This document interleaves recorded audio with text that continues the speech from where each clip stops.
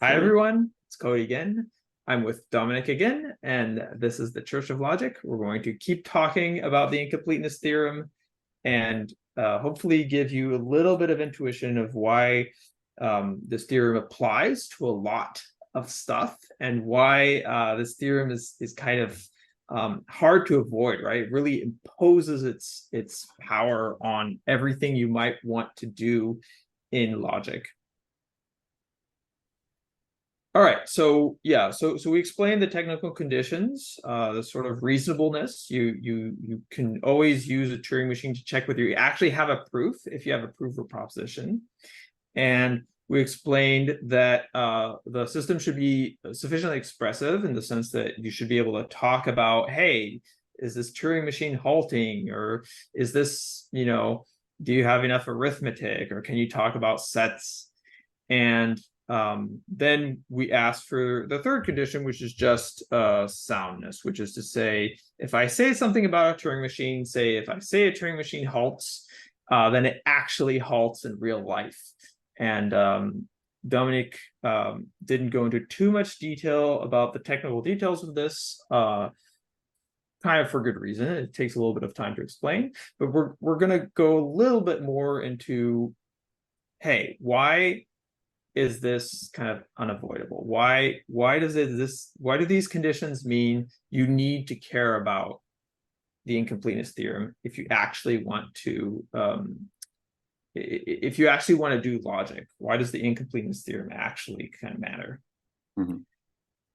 Did you have a remark you want to get right out of the gate, or should I keep setting up the problem? Yeah, I think maybe I haven't thought about it like for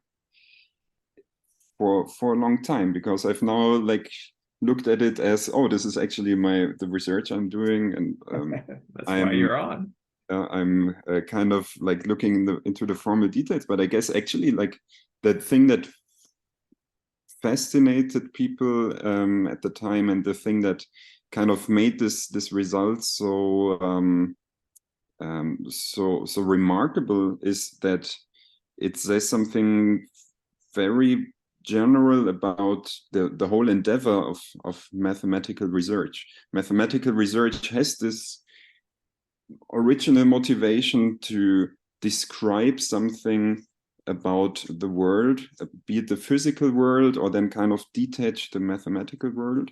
And so soundness, the third condition, is in a sense unavoidable. Also, you want to, as I said in the last episode, it's a social process, and so you want to be able to communicate to your fellow researchers, which mostly means you want to be able to communicate proofs, or not mostly, but to some extent involves communicating proofs and having your fellow researchers check the proofs and being convinced by that. So it all ties back to the very idea of what mathematics is, and yes, and then the result shapes how this actually can play out in the world. I feel like your these conditions are really bounds from above and from below, right? The fact that the system is recursively enumerable, or like you can actually check proofs, that's a bound. That's like the least you could ask for, right? It's a bound on what we're able to do, which is, hey, we can't we can't magically know something is true. We have to be able to check it. We have to be able to check the steps, mechanically. And then the bound from above is kind of like, hey, we want to be able to talk about at least, sequences of numbers or Turing machines or things that take an unbounded number of steps. Like, if we can't talk about that, our vocabulary is extremely limited. Mm-hmm. And the last one is, we want to be able to care about this, right? It has to be, the theorems we produce have to actually say something that is meaningful.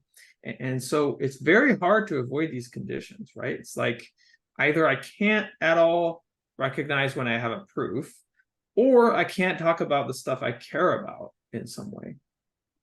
Yeah, my feeling is that at least the first and the last condition, they are really unavoidable. Like the whole process doesn't make sense if you cannot recognize proofs, although there are proofs out in the wild, like the proof of the ABC conjecture, where people are stuck in the checking process. That's I mean, true, in but principle, certainly, yeah, that disagreement has to be resolved if yeah. there is to be a proof.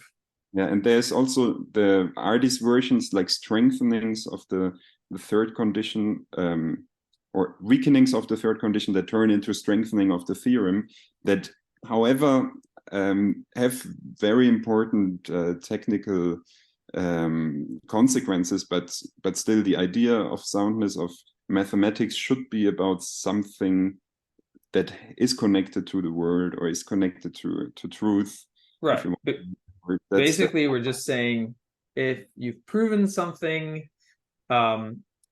it needs to kind of make sense. And in particular, you can't prove everything, right? If you can prove 1 + 1 = 3, then your system is bogus. You can prove everything.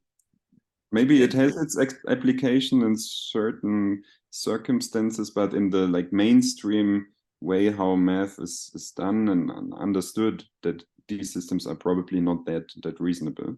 But that said, about the second condition, there are actually interesting systems that, because there you really have a really fine switch how strong these representability properties can be tuned. And if you only leave very small things away, like this goes into technical detail now, but if you say, for instance, the version you can represent enough arithmetic, you can ask the question how you represent multiplication and addition functions.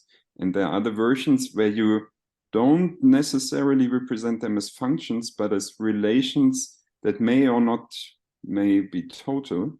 And then already this little epsilon between the formulation changes the whole outcome of the result. So if you just detune it by this slight amount, if you shrink representability, and you can still kind of say, well, these systems are still somewhat reasonable. You can still talk about addition, you can still talk about multiplication, you probably can still prove stuff like a Gaussian algorithm or whatsoever.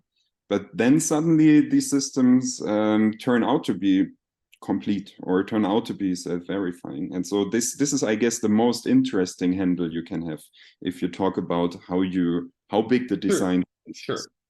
Okay, so you're saying that if the system isn't as expressive enough to really be able to talk about programs and their execution, then miracle may occur and you might be able to escape the consequence of this theorem. But as soon as you're able to talk about enough about programs and math in general, then the incompleteness theorem applies. Yeah. And of course, we've said this several times, but I feel like I haven't emphasized as much as I want. The consequence of the theorem is there are things which you cannot prove, but that are true in the sense that you believe that they hold, right? So the system can't prove them, but the system also can't refute it, right? It can't prove that the opposite holds.